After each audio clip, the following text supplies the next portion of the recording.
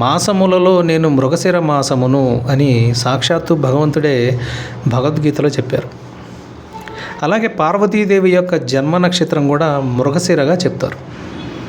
అలాంటి విశిష్టమైనటువంటి పవిత్రమైనటువంటి ఈ మృగశిర నక్షత్రం గురించి ఇవాళ మనం తెలుసుకోబోతున్నాం. మృగశిర ఒక కోమలమైనటువంటి నక్షత్రం. ఇది మృదు నక్షత్రం.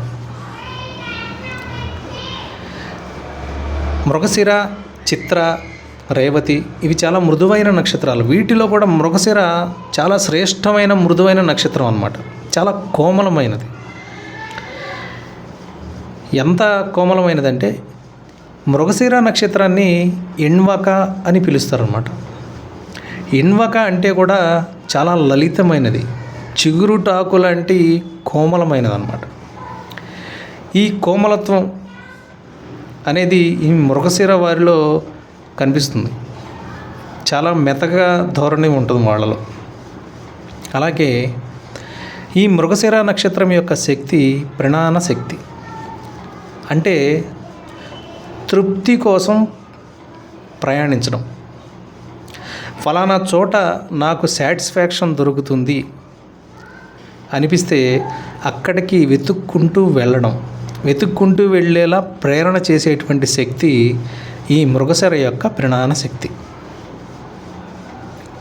మృగశిర యొక్క పక్షి కోడి, మృగశిర యొక్క యోని సర్పం. మృగశిరని జింక యొక్క తలతో చూపిస్తామన్నమాట. జింక యొక్క తల అని చూడగానే మీకు కనిపించేది జింక అలా తిరుగుతూ ఉంటుందన్నమాట. అడవిలో ఎప్పుడు ఎలర్ట్గా ఉంటుందన్నమాట. రాబోయేటువంటి ఆపదని చాలా దూరం నుంచి పసిగట్టేస్తుంది. చిన్న శబ్దానికి కూడా రెస్పాండ్ అవుతుందన్నమాట. ఈ మృగశిర వారిలో ఈ లక్షణం ఉంటుంది. చాలా ఎలర్ట్గా ఉంటారు. ముందుగానే రాబోయేటువంటి ప్రాబ్లంని పసిగట్టేటువంటి లక్షణం వాళ్ళలో ఎక్కువగా ఉంటుంది. జింక యొక్క తల అంటే అది ఎప్పుడు వెతుకుతూ ఉంటుందన్నమాట. తన తినే తిండి కోసం ఇక్కడ కాసేపు తిందంటే మళ్ళీ మరొక చోట పచ్చగా కనపడితే ఇది పూర్తి చేయకుండా మళ్ళీ వెళ్ళి అక్కడ తినడం. అలాగా సాటిస్ఫాక్షన్ ఉండదు దానికి. ఒక చోట నుంచి ఒక చోటకి ఎప్పటికప్పుడు డైవర్ట్ అయిపోతూ ఉంటుంది దాని మైండ్.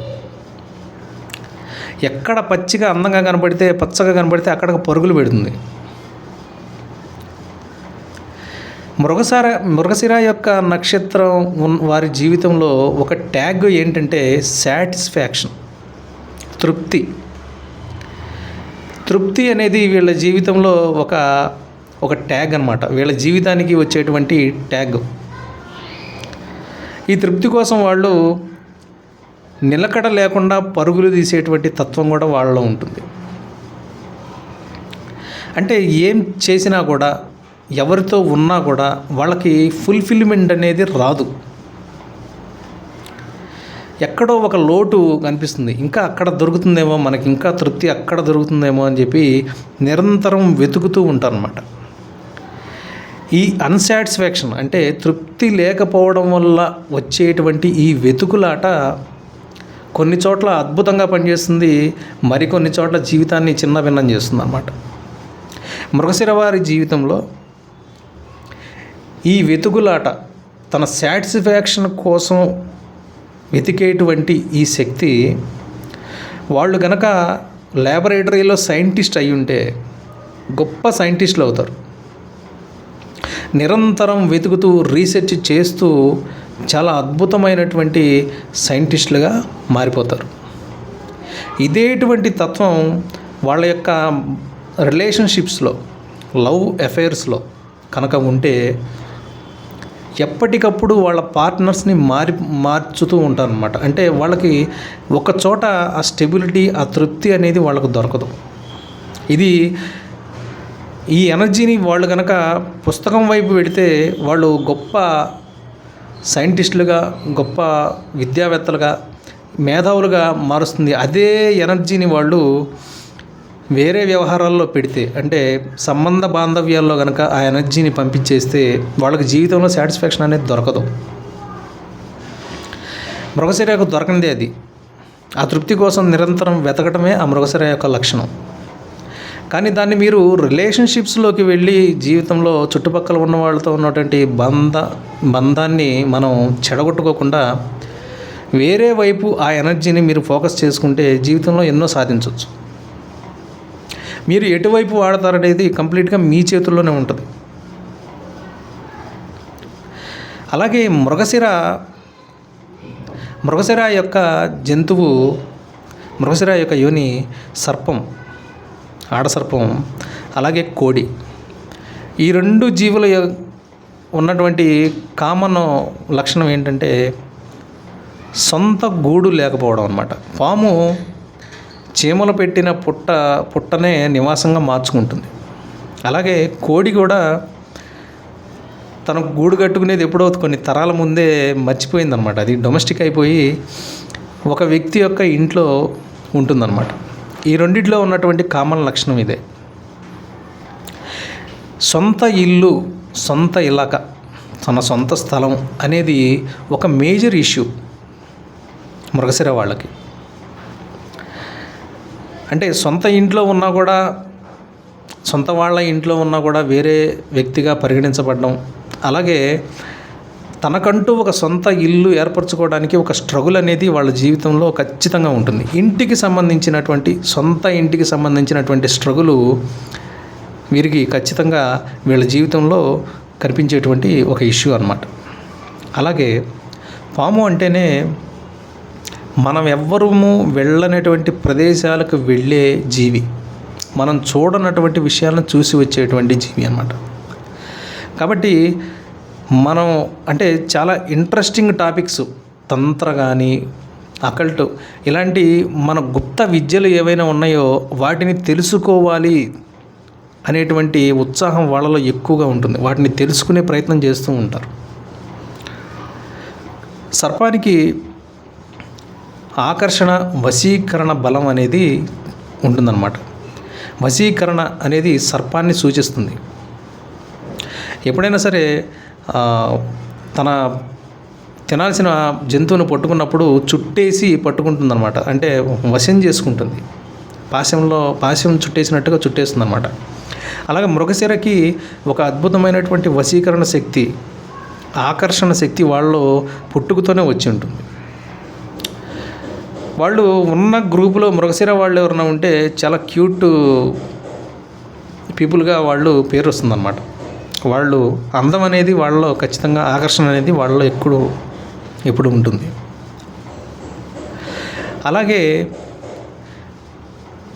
రెండు వస్తువులని కలపడం, రెండు దారములను అల్లడం, ఇది మృగశిర యొక్క ఎనర్జీ అన్నమాట.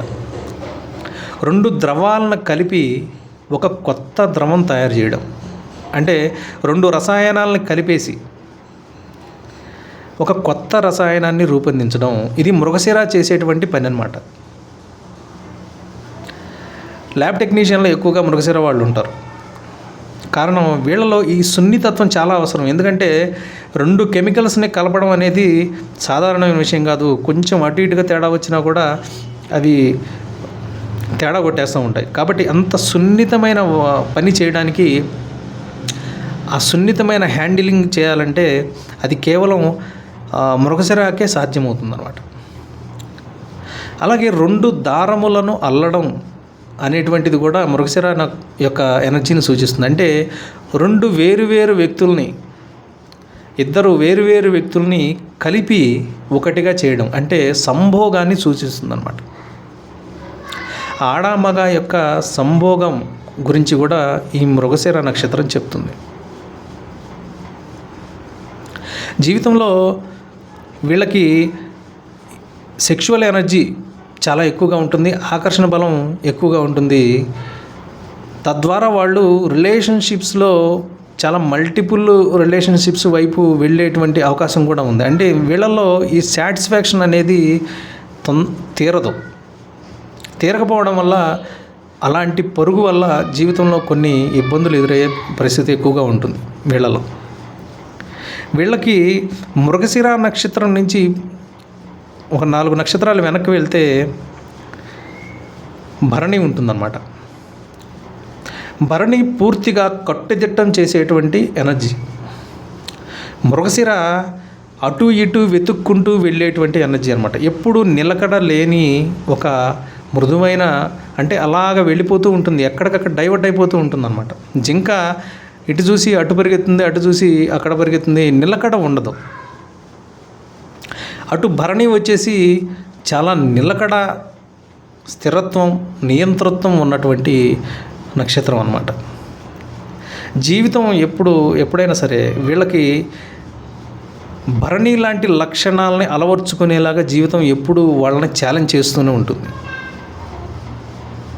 మీ జీవితంలో ట్రాన్స్ఫర్మేషన్ వస్తుంది. ఎలాంటి ట్రాన్స్ఫర్మేషన్ వస్తుందంటే, మీరు భరణి యొక్క లక్షణాలు అలవర్చుకునే వరకు జీవితం మీ చెంప మీద దెబ్బ కొడుతూనే ఉంటుంది.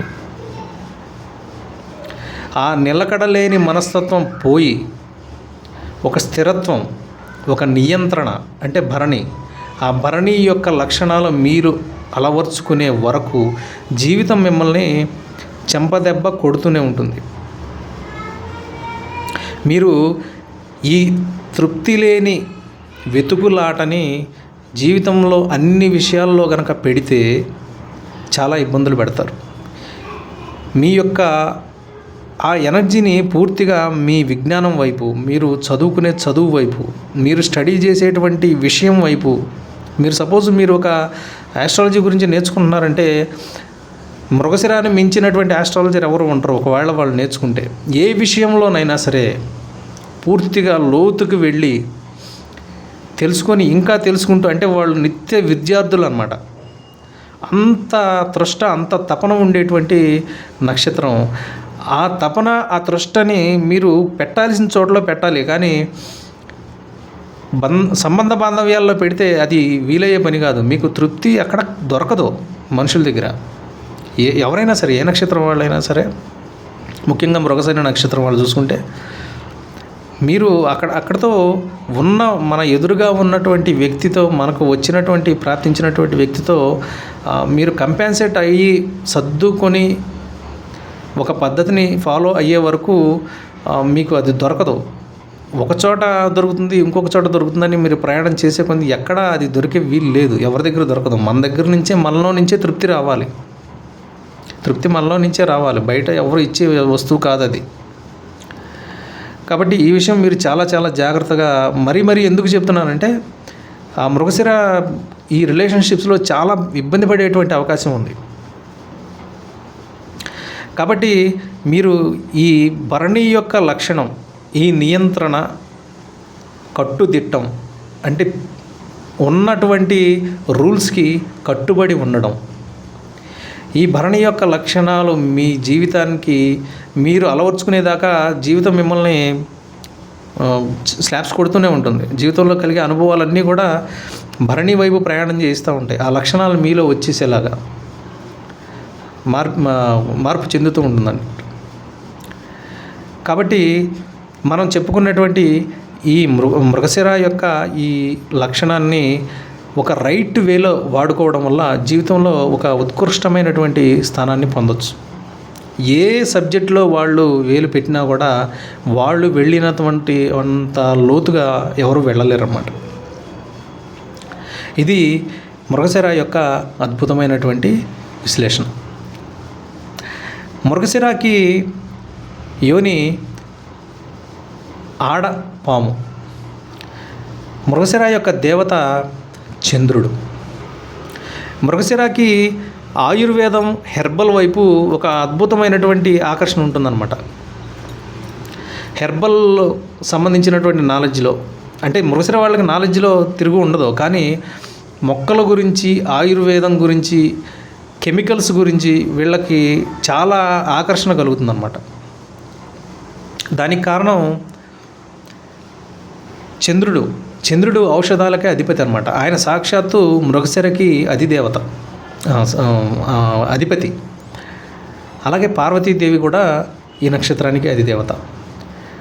మీ మృగశిర నక్షత్రంలో ఉన్నటువంటి ఈ బ్యాడ్ అలైన్మెంట్స్ పోవడానికి పార్వతీదేవిని, పరమశివుడిని, అంటే పాముని కంట్రోల్ చేసేవాడు. ఇంతకుముందు మనం రోహిణి గురించి కూడా మాట్లాడుకున్నాం. రోహిణి యొక్క యోని కూడా మగపాము. అలాగే కృష్ణుడు ఆ కాళీయ మర్దనం చేస్తున్నటువంటి ఫోటో దగ్గర పెట్టుకోవాలని చెప్పాము. అలాగే శివుడు ఒక అద్భుతమైనటువంటి రెమెడీ మృగశిర నక్షత్రానికి. అలాగే పార్వతీదేవి. అలాగే మృగశిర నక్షత్రం వారు సోమనాథ్ జ్యోతిర్లింగాన్ని దర్శించడం ఒక అద్భుతమైనటువంటి రెమెడీ. మీకు దగ్గరలో సోమేశ్వర లింగం అని ఎక్కడో ఒక చోట, ప్రతి ఏరియాలో దగ్గరలో సోమేశ్వర లింగం ఉంటుందన్నమాట. ఆ సోమేశ్వర లింగం ప్రతి ఏరియాలో ఎక్కడో ఒక చోట ఉంటుంది. ఆ సోమేశ్వర లింగాన్ని ప్రతి మృగశిర నక్షత్రం రోజు కానీ, సోమవారం రోజు కానీ, లేదా మృగశిరలో ఏ ప్లానెట్ అయితే ఉందో దానికి సంబంధించినటువంటి వారంలో మీరు దర్శించుకోవడం మీకు చాలా చాలా మంచిది. అలాగే మీరు హెర్బల్కి సంబంధించి, మొక్కలకు సంబంధించి, వాటికి సంబంధించినటువంటి సేవ, అంటే మొక్కల్ని పెంచడం, ఆయుర్వేద మొక్కల్ని మీ పెరట్లో పెంచడం, ఆయుర్వేద మొక్కల్ని డొనేషన్ చేయడం, ఇలాంటివి కూడా మీకు అద్భుతమైనటువంటి రెమెడీ అన్నమాట. ఇది మృగశిర యొక్క విశిష్టమైన విషయాల గురించి మాట్లాడుకున్నాం. నెక్స్ట్ రాబోయే వీడియోలో మరొక తీక్షణమైనటువంటి నక్షత్రం ఆరుద్ర నక్షత్రం గురించి తెలుసుకోబోతాం. ఇది ఇవాళ వీడియో.